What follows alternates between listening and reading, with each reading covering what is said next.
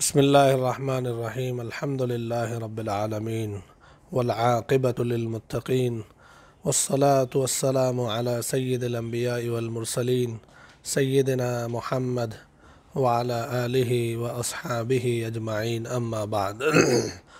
अऊज़ु बिल्लाहि मिनश शैतानिर रजीम बिस्मिल्लाहिर रहमानिर रहीम कुल इन्न सलाती व नुसुकी व महयाया व ममाती लिल्लाहि रब्बिल आलमीन सदक़ल्लाहुल अज़ीम। मोहतरम नाज़रीन व सामिईन, अस्सलामु अलैकुम व रहमतुल्लाहि व बरकातुहू। नाज़रीन, इस वक़्त जो दिन चल रहे हैं वो ज़िलहिज्जा के दिन हैं। इन दिनों में अल्लाह जल्ल शानहू की तरफ से मुसलमानों पर जो अहकाम लागू होते हैं, इन अहकाम में एक बहुत बड़ा हुक्म क़ुरबानी का हुक्म है। क़ुरबानी हर साल हम होते हुए देखते हैं। इस मर्तबा भी अल्लाह के हुक्म से, अल्लाह की मर्ज़ी से क़ुरबानी के हुक्म पर मुसलमान अमल करेंगे। लेकिन इस मर्तबा क़ुरबानी के ताल्लुक़ से कुछ बातें कुछ दिनों से सोशल मीडिया पर फिर रही है और लोग कश्मकश में मुब्तला है कि कोरोना के इन ज़माने में क़ुरबानी के बारे में क्या करें।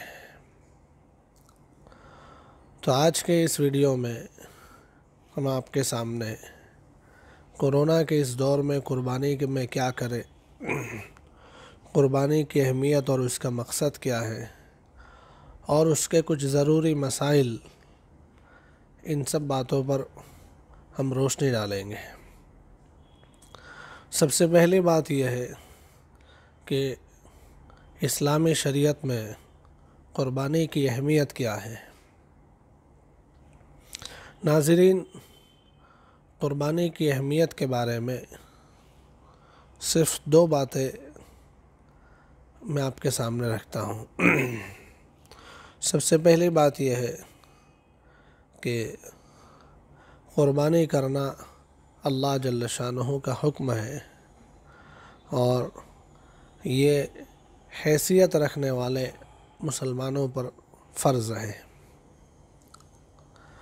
नबी अलैहिस्सलातु वस्सलाम ने मदीना मुनव्वरा तशरीफ़ लाने के बाद मदनी ज़िंदगी के जो 10 साल है, इनमें से हर साल आपने ईद उल अज़हा के मौके पर क़ुरबानी का ये हुक्म पूरा करते हुए क़ुरबानी फ़रमाई।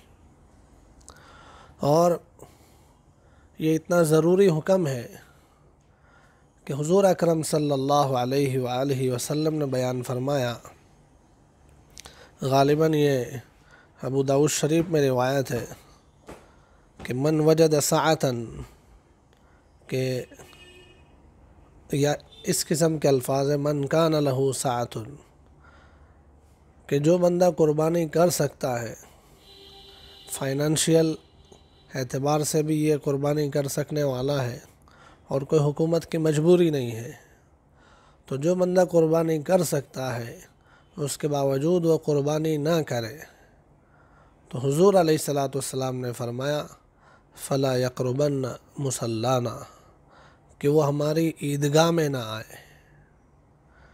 यानी जो अल्लाह का हुक्म मानते हुए क़ुरबानी करने तैयार नहीं है तो उसको ईद की नमाज़ पढ़ने की भी क्या ज़रूरत है, वो ना आए। ये कितनी सख्त बात कही जा रही है। तो इससे पता चलता है कि शरीयत इस्लामी में क़ुरबानी की अहमियत कितनी है। इसलिए बराबर हर ज़माने में मुसलमान क़ुरबानी करते चले आए हैं। बल्कि कुरान करीम की एक आयत के हिसाब से हम देखें तो क़ुरबानी का ये सिलसिला हर उम्मत में रहा है। हज़रत आदम अला नबीना अलैहिस्सलातु वस्सलाम से लेकर आखिरी नबी ताजदार मदीना सरकार दो आलम सल्लल्लाहु अलैहि वालैहि वसल्लम की उम्मत तक, यानी सुबह क़यामत तक क़ुरबानी का सिलसिला चलता रहेगा। وَلِكُلِّ أُمَّةٍ جَعَلْنَا مَنْسَكًا لِيَذْكُرُوا اسْمَ اللَّهِ عَلَى مَا رَزَقَهُم مِّن بَهِیمَةِ الْأَنْعَامِ۔ اس قسم کی آیت کریمہ ہے جس میں یہ ارشاد فرمایا گیا ہے کہ ہر امت کے لیے اور ہر قوم کے لیے ایک قربانی ہم نے بنائی، چنانچہ ہر زمانے میں قربانی ہوتی چلی آئی ہے۔ لیکن سیدنا حضرت ابراہیم خلیل اللہ علیہ السلام کے زمانے میں اس کا زور زیادہ ہوا، اس کے اندر کچھ باتیں اس کی تاکید کے طور پر اور زیادہ شامل ہو گئی، اس لیے اسے سنت ابراہیمی کہا جاتا ہے۔ یہ تو تھی قربانی کی اہمیت۔ اب ہے قربانی کا مقصد کیا ہے۔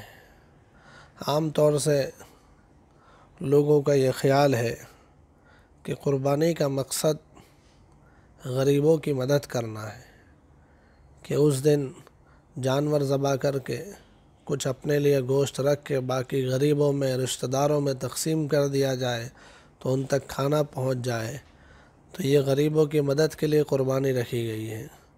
یہ خیال صحیح نہیں ہے۔ غریبوں کی مدد کرنا یقیناً ایک بہت بڑا نیک کام ہے اور موجودہ حالات کے اعتبار سے بہت ضروری بھی ہے، لیکن قربانی اس کے لیے نہیں ہے۔ قربانی کا مقصد ہے اللہ جل شانہ کا حکم پورا کرتے ہوئے حضرت ابراہیم خلیل اللہ اور ان کے بیٹے حضرت اسماعیل ذبیح اللہ علیہ السلام کی یادگار کو تازہ کرتا، اور تازہ کرتے ہوئے اپنے دلوں میں اس بات کا اقرار کرنا کہ اے اللہ تیرے نام پر ہم ہمیشہ ہر چیز کو قربان کرنے تیار رہیں گے۔ اسلام کو بچانے کے لیے اور اپنے اندر کا ایمان سلامت رکھنے کے لیے ضرورت پڑ جائے تو ہم اپنی جان بھی پیش کر دیں گے، اپنا سارا مال، اپنی اولاد، سب کچھ قربان کرنے تیار ہو جائیں گے۔ اس بات کا اظہار کرتے رہنا یہ قربانی کا مقصد ہے۔ جب قربانی کا مقصد غریبوں کی مدد کرنا نہیں ہے تو اس وقت جو بات چل رہی ہے کہ اس سال کورونا اور لاک ڈاؤن کی وجہ سے لوگوں کے مالی حالات بہت خراب ہو چکے ہیں، اور لوگ اپنے ان مالی حالات کی خرابی کی وجہ سے بہت زیادہ پریشانی کے شکار ہو گئے ہیں اور روزگار چلے گئے ہیں، بھوک مرے کا شکار ہیں۔ تو اس لیے اس سال قربانی نہ کرتے ہوئے اس کی رقم کو غریبوں میں صدقہ کر دیا جائے، ان کی مدد کی جائے، ان کے لیے کھانے اور دوائی کا انتظام کیا جائے، یہ بات صحیح نہیں ہے۔ اس لیے کہ قربانی اس مقصد کے لیے نہیں ہے۔ قربانی کا مقصد اور ہے، اس کا حکم کسی اور چیز کے لیے ہے، اس کے فائدے وہ اپنی جگہ پر ہیں۔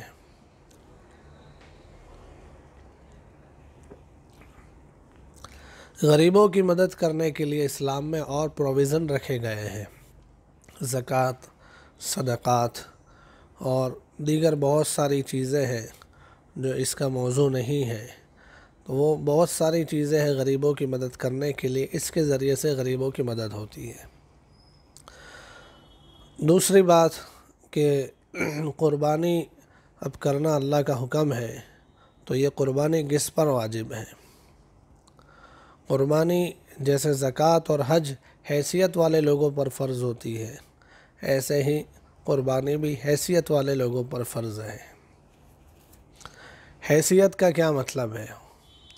حیثیت کا مطلب ہے کہ جس آدمی کے پاس اپنا رہنے کا مکان، اپنی استعمال کی سواری، اپنے پہننے کے کپڑے، گھر میں استعمال کا سامان، فرنیچر، الیکٹرانکس آئٹمز اور جو برتن وغیرہ ہے، کپڑے وغیرہ ہے، ان سب چیزوں کو چھوڑ کر جو اس کے پاس بچی ہوئی چیزیں ہیں، اس کے پاس بچے ہوئے روپیے پیسے ہیں، سونا چاندی ہے، یہ سب اگر اتنا ہے کہ جس میں 612 گرام چاندی خریدی جا سکتی ہے، 612 گرام چاندی کی ویلیو کو پہنچ جائے، جیسے اگر ہم مثال سمجھے تو ابھی چاندی کی قیمت کوئی 50 روپے کے آس پاس 1 گرام کی قیمت ہے، تو 612 گرام چاندی کی قیمت بن جاتی ہے کوئی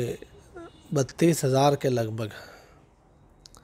یعنی ہم ایسا کہہ سکتے ہیں کہ جس شخص کے پاس اپنی ضرورت کا گھر، ضرورت کی سواری، ضرورت کے کپڑے، برتن، گھر کا سامان، ان سب چیزوں کو چھوڑ کر جو چیزیں اس کے پاس زائد ہے، ایکسٹرا ہے، جیسے گھر میں ایسا سامان پڑا ہوا ہے جس کو سال بھر میں استعمال نہیں کیا جاتا، ایکسٹرا ہے، یا اسی طرح سے کچھ چیزیں ایسی ہیں جو ضرورت کی نہیں ہے، زینت کے لیے ہے اور شوبھا کے لیے ہے، اس کے ذریعے سے صرف خوبصورتی حاصل کی جاتی ہے، ایسی چیزیں، اور ضرورت سے زیادہ مکانات ہیں، پلاٹ ہے، اور گاڑیاں، اس کے پاس سواری جو ہے وہ ایک سے زیادہ ہے، ایک سے زیادہ اس کے پاس جو موبائل ہے، کمپیوٹر ایک سے زیادہ جو ہے، ان سب چیزوں کو ملا کر، اور جو اس کے پاس روپیے پیسے پڑے ہیں، سونا چاندی پڑا ہوا ہے، ان سب کو ملا کر اگر اتنی رقم ہو جاتی ہے جس میں 612 گرام چاندی یعنی 30,000، 32,000 کے لگ بھگ ہو جائے، تو اس شخص پر قربانی واجب ہے، قربانی اس کے لیے کرنا ہر حال میں فرض ہے۔ اب ایک غلط فہمی یہ ہوتی ہے ہمارے ہاں قربانی کرنے میں کہ ہم پورے گھر کا حکم سمجھتے ہیں قربانی، کہ قربانی ایک فیملی پر حکم ہے، حالانکہ ایسا نہیں ہے۔ جیسے نماز، روزے میں اور دوسری عبادتوں میں ہر فرد کے حساب سے الگ الگ یہ عبادتیں ضروری ہے، ایسے ہی قربانی بھی الگ الگ لوگوں پر ضروری ہے۔ پورے گھر کی طرف سے ایک بندہ نماز پڑھ لے تو سب کی طرف سے کافی نہیں ہے، ایک شخص روزہ رکھ لے اور پورے گھر کا روزہ ہو جائے، ایسا نہیں ہوتا۔ ایسے ہی پورے گھر کی طرف سے ایک قربانی ہو جائے، یہ سب کے لیے کافی نہیں ہے۔ گھر میں دیکھا جائے کہ کون کون اس حیثیت والا ہے جس کو شریعت میں حیثیت کہا جاتا ہے، ان تمام پر قربانی الگ الگ طور پر فرض ہوگی۔ ہاں، ایسا ہو سکتا ہے کہ گھر میں 5 لوگوں پر قربانی فرض ہے، تو آپ ان میں سے 1 یا 2 کی طرف سے بکرے کی قربانی کرے، باقی 2-3 کی طرف سے بڑے جانور میں حصہ رکھ دے، یا کسی اور جگہ پر قربانی کروا دے جہاں پر گوشت تقسیم ہوتا ہو غریبوں میں، ایسا کر سکتے ہیں۔ لیکن 5 آدمیوں پر قربانی واجب ہے، تو 5 کی قربانی کرنا ضروری ہے۔ دوسری بات ہے، یہ تو تھی فرض قربانی کی بات، دوسری بات ہے نفل قربانی۔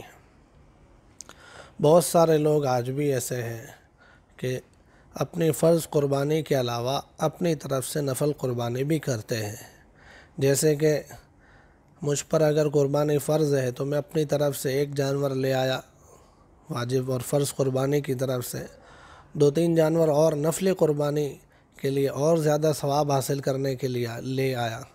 جیسے ہم نفل نماز میں ہم دیکھتے ہیں کہ نماز میں فرض اور سنن کے علاوہ ہم نفلیں بھی پڑھتے ہیں تاکہ ہمیں زیادہ ثواب ملے، ہمارے لیے زیادہ ذخیرہ بنے۔ ایسے اگر کوئی نفل قربانی کرنا اپنی طرف سے چاہے تو کر سکتا ہے۔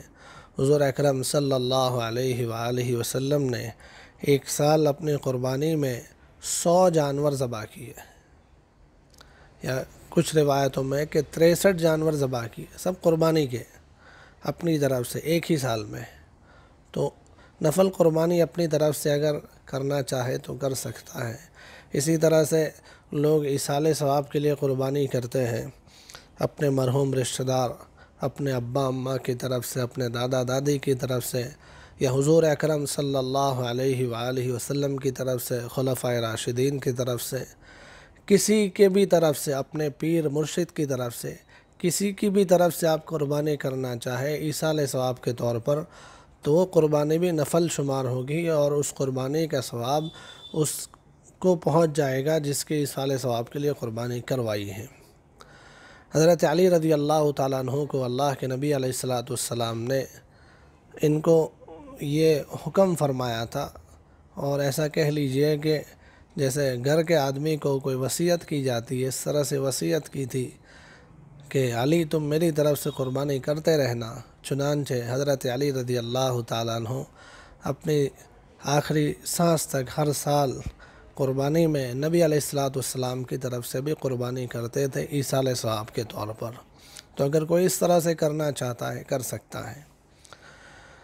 ایک بات جو اس سال کے حساب سے صرف اس سال کے لیے ہم آپ کو بطور درخواست کہہ سکتے ہیں وہ یہ ہے کہ آپ اگر اپنی نفلی قربانی اگر کرتے ہیں، ہر سال کرتے ہیں، اس سال بھی کرے، بے شک کرے، اس کا ثواب ملے گا، لیکن درخواست یہ ہے کہ واجب قربانی آپ پر جو ہے وہ آپ کریں، اور نفلی قربانی اگر اس سال آپ کرنا چاہتے ہیں تو نفلی قربانی کے بجائے اسی طرح سے ایصال ثواب کی قربانی جو آپ کرنا چاہتے ہیں تو اس سال اس کے بجائے آپ ایسا کریں کہ اتنی رقم کو آپ جہاں ضرورت ہے وہاں پر پہنچا دیں۔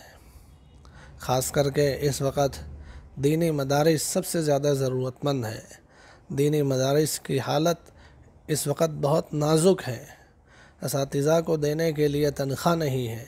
مدارس کو چلانے کا سسٹم اس مرتبہ پورا الٹ پلٹ ہو گیا ہے۔ تو اس لیے نفلی قربانیوں کے بجائے اس کی رقم آپ دینی مدارس تک پہنچا دیں تو میرے خیال سے اس مرتبہ اس میں زیادہ ثواب ملے گا، لیکن واجب اور فرض قربانی کی طرف سے نہیں۔ واجب اور فرض قربانی میں قربانی ہی کرنی ہوگی، اس کے علاوہ کوئی دوسرا آلٹرنیٹ اور آپشن نہیں ہے۔ حدیث پاک میں آتا ہے، اللہ کے نبی علیہ السلام نے بیان فرمایا کہ قربانی کے ان دنوں میں کوئی عمل اللہ جل شانہ کو قربانی کے علاوہ زیادہ پسند نہیں ہے۔ یعنی ان دنوں میں سب سے زیادہ پسندیدہ کوئی کام اللہ کو ہے تو وہ قربانی کرنا ہے، اس لیے قربانی کا کوئی دوسرا آلٹرنیٹ نہیں بن سکتا۔ واجب اور فرض قربانی تو آپ کو کرنی ہی ہے۔ نفل قربانی میں یہ آپشن ہے کہ آپ نفل قربانی کو چھوڑ کر اس کی جگہ پر اگر مدارس کی مدد کریں تو اس میں زیادہ ثواب ملنے کی امید ہے کہ اس میں مدارس کی مدد بھی ہو جائے گی، دین کی اشاعت میں آپ کا حصہ بھی لگ جائے گا۔ اب بات ہے کہ قربانی کرنا ہے تو کون سے جانوروں کی قربانی ہوتی ہے؟ ناظرین، یہ مسئلہ تو ہر سال کے لیے ہے کہ قربانی جو ہوتی ہے بقرعید میں، اس میں جو قربانی ہوگی وہ 4 طرح کے جانور کی ہوگی۔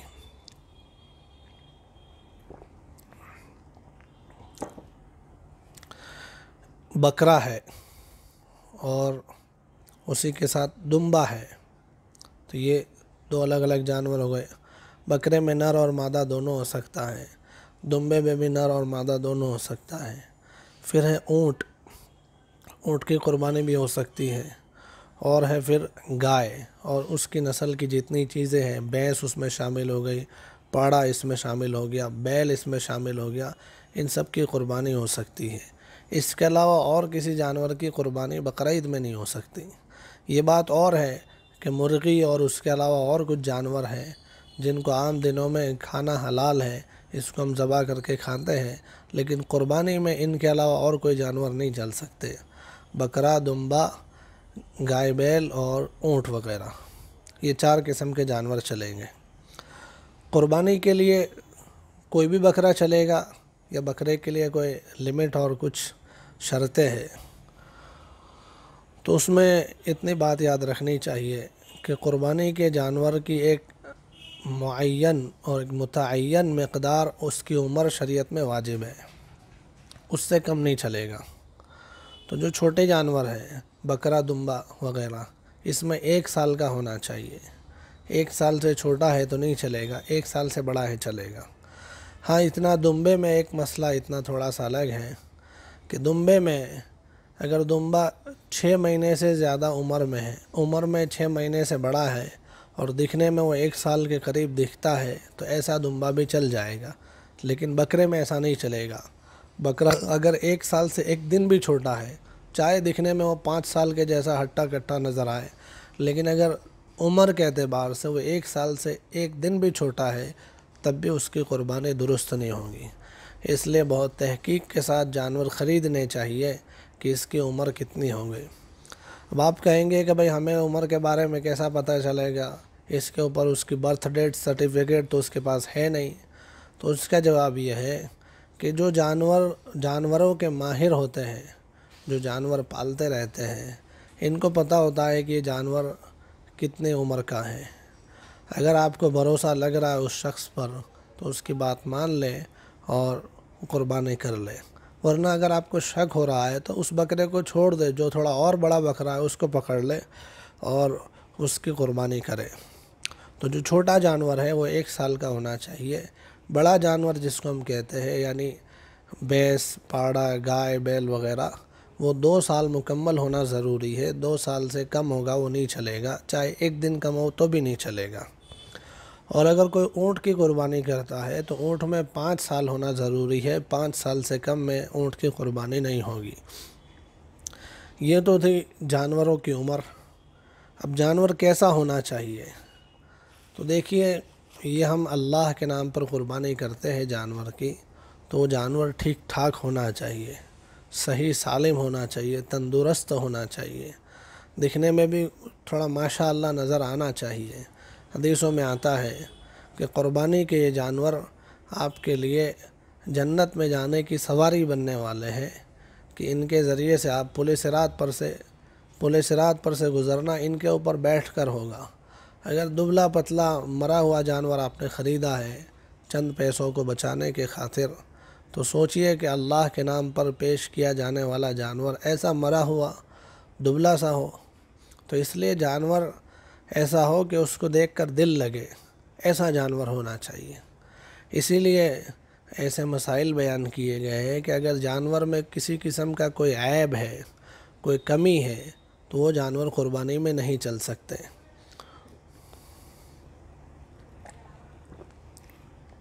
کون سے عیب ہیں اور کتنی کمی ہے کہ جو جانور میں نہیں چل سکتی، تو اس کی چند موٹی موٹی باتیں ہم آپ کو بتا سکتے ہیں۔ باقی پوری ڈیٹیل جو ہے آپ اپنے علاقے کے علماء کرام سے آپ معلوم کر سکتے ہیں۔ جیسے ایک بات اس میں یہ ہے کہ جس جانور کے کان نہ ہو، تو کان نہ ہونا یہ بڑا عیب ہے، اس کی قربانی نہیں ہو سکتی۔ اسی طرح سے جانور اندھا ہے، آنکھوں سے دیکھ نہیں سکتا ہے، اس کی قربانی بھی نہیں ہو سکتی۔ اسی طرح سے جانور کے دانت بالکل نہ ہو، یا ہے تو بہت تھوڑے سے، زیادہ تر دانت اس کے ٹوٹے ہوئے ہیں، اس جانور کی بھی قربانی صحیح نہیں ہے۔ ہاں اگر تھوڑا سا کان اس کا کٹ گیا ہے، یا کبھی کبھی جانور پالنے والے لوگ علامت کے طور پر یا کسی اور وجہ سے تھوڑا سا کان اس کا چیر دیتے ہیں، تو اگر جانور کا کان چرا ہوا ہے، کٹا ہوا ہے تھوڑا سا، تو دیکھا جائے گا اس کو کہ اگر اس کا کان کا زیادہ تر حصہ چرا ہوا ہے اور تھوڑا سا باقی ہے تو اس کی قربانی نہیں ہوگی۔ لیکن اگر آدھے سے زیادہ کان صحیح سالم ہے تو اس کی قربانی ہو سکتی ہے، تھوڑا بہت چرا ہوا چل جائے گا۔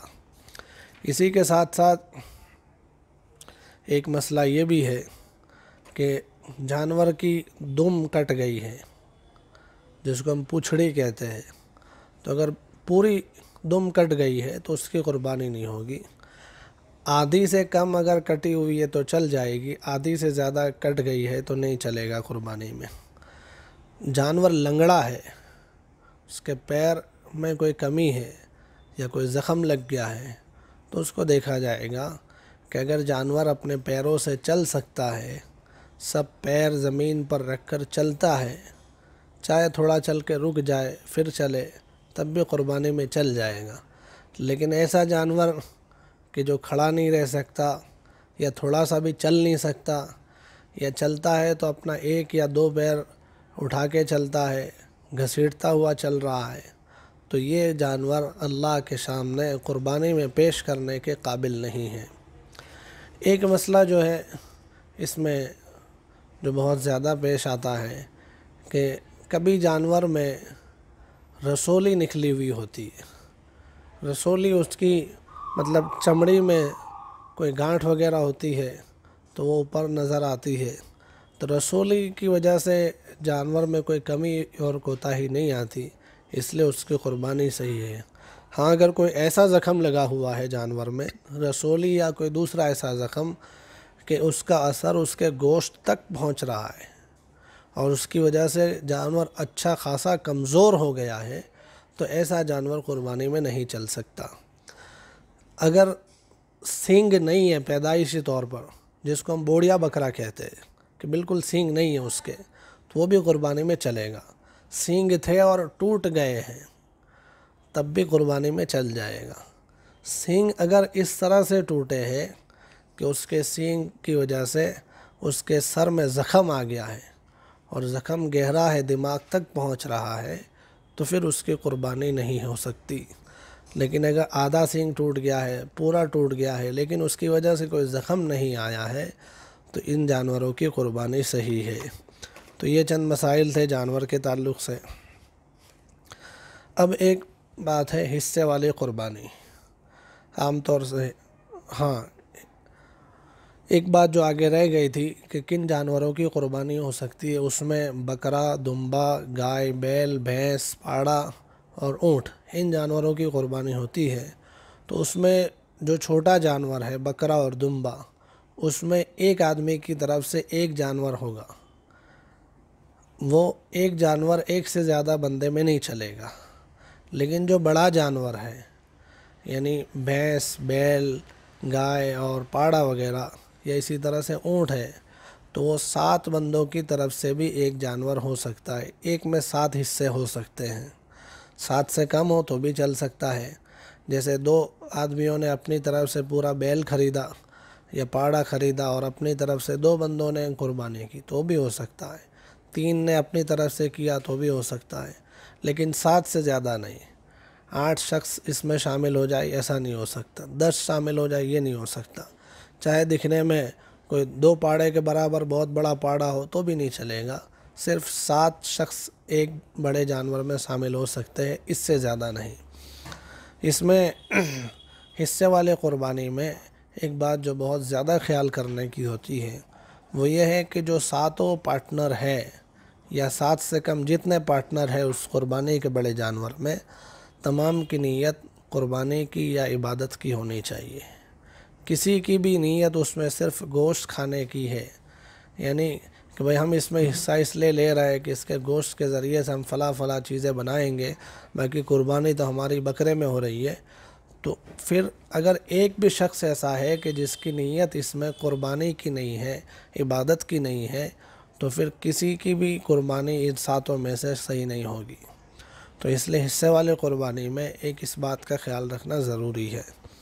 دوسری چیز حصے والے قربانی میں جو خیال کرنی ہوتی ہے کہ حصے والے قربانی میں اب اگر حصہ تقسیم کرنا ہے تو گوشت سب کے لیے برابر سرابر تول کر تقسیم کیا جائے گا، اندازے سے تقسیم نہیں کیا جا سکتا، اندازے سے تقسیم کرنا غلط ہے۔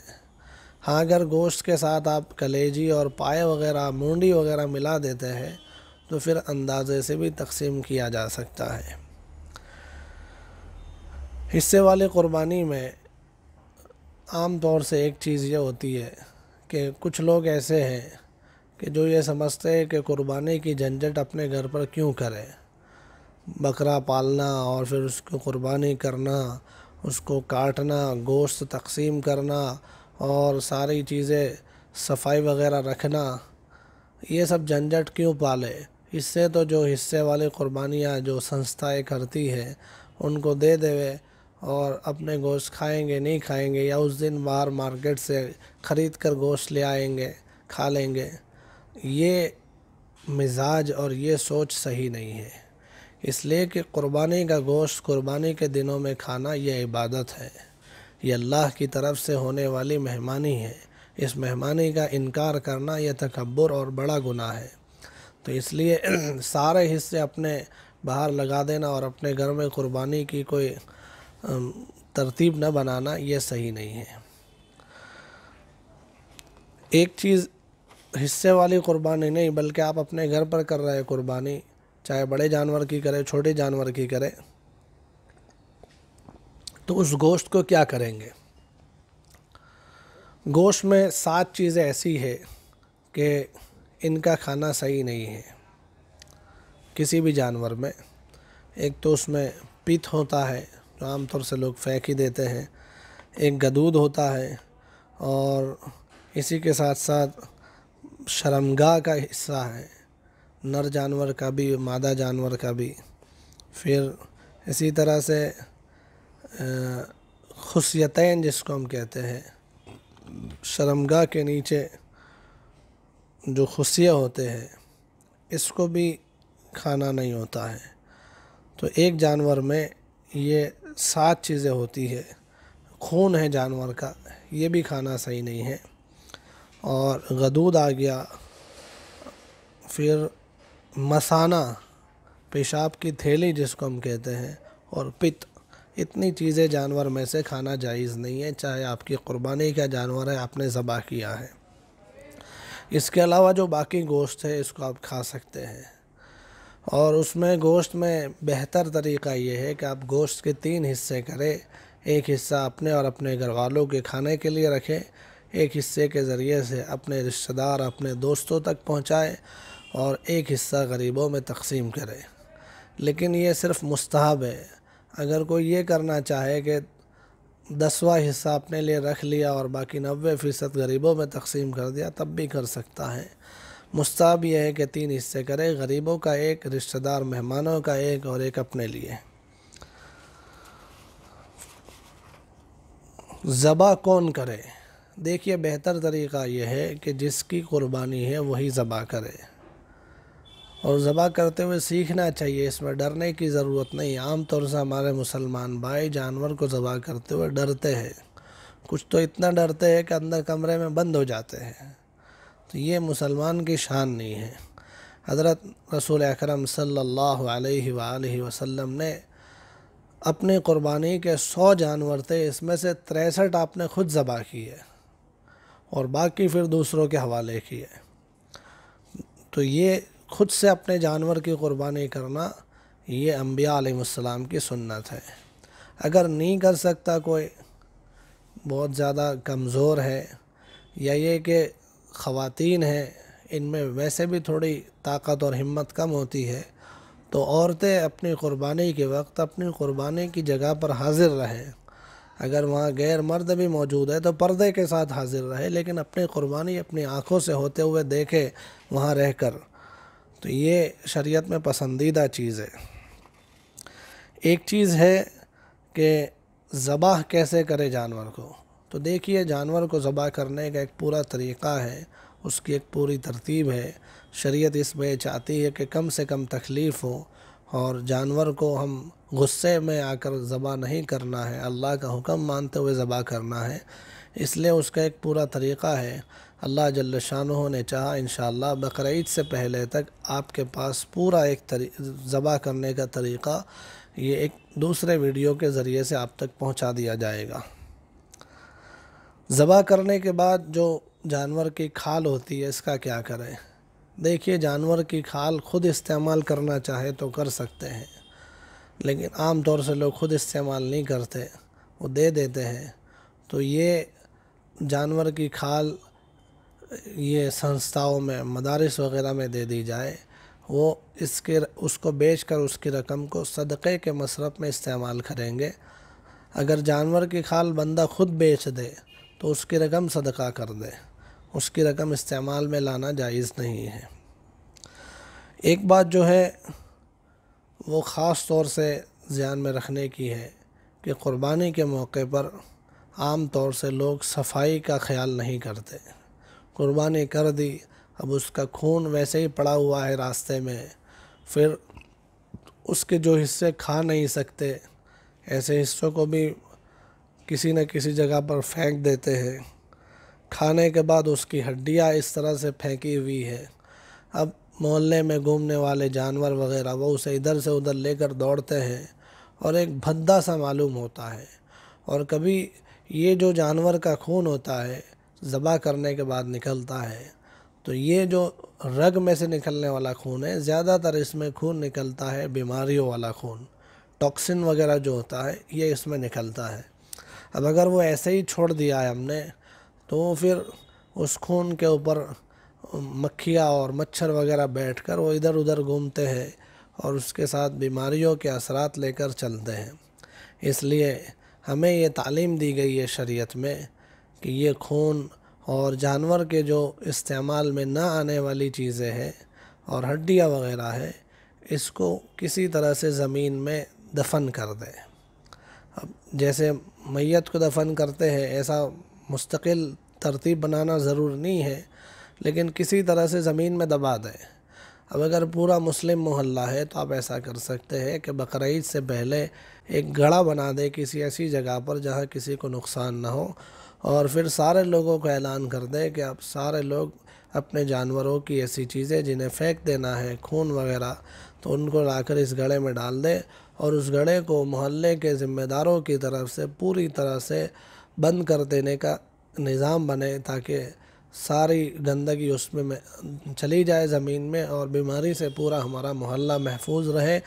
اور جو گندہ لگ رہا ہے، صفائی نہیں ہے، اور اس کی وجہ سے مسلم محلے بدنام ہے، اس بدنامی سے بھی بچ سکتے ہیں۔ آخری بات جو ہے وہ یہ ہے کہ اگر کسی جگہ ایسا ہے کہ مجبوری کی وجہ سے قربانی نہیں کر سکتے، حکومت کی طرف سے پابندی آ گئی ہے، تو انتظار کیا جائے گا 12ویں تاریخ تک۔ قربانی کے جو 3 دن ہوتے ہیں، 10، 11، 12 ذی الحجہ، تو 12ویں کی شام تک انتظار کیا جائے گا۔ 12ویں کی شام تک انتظار کے بعد بھی آپ قربانی نہیں کر سکے کسی مجبوری کی وجہ سے، تو پھر اگر وہ زندہ جانور آپ نے خرید لیا تھا تو وہ جانور آپ کو زندہ صدقہ کر دینا ہے۔ اگر آپ جانور نہیں لائے تھے تو اتنی رقم آپ کو صدقہ کرنی ہوگی۔ اس کے علاوہ کچھ باریک مسائل بھی ہو سکتے ہیں، یہ جو موٹے موٹے مسائل بیان کیے اس کے علاوہ، تو وہ مسائل آپ اپنے مقامی علماء کرام سے بیان کر سکتے ہیں۔ بس آخر میں دعا ہے کہ اللہ جل شانہ قربانی کے اس شعار کو، جو اسلامی شعار ہے اور ایک بڑا فریضہ ہے، اس کو ہر سال عافیت کے ساتھ ہمیں ادا کرنے کی توفیق نصیب فرمائے، اور اس میں جو رکاوٹیں آتی رہتی ہیں ان رکاوٹوں کو دور فرمائے، قربانی کی اہمیت لوگوں کے دلوں میں اجاگر فرمائے، اور اس کے جو حقیقی فوائد قربانی کی وجہ سے جتنے فائدے ملتے ہیں وہ تمام فوائد ہم تمام کو عطا فرمائے۔ وآخر دعوانا ان الحمد للہ رب العالمین۔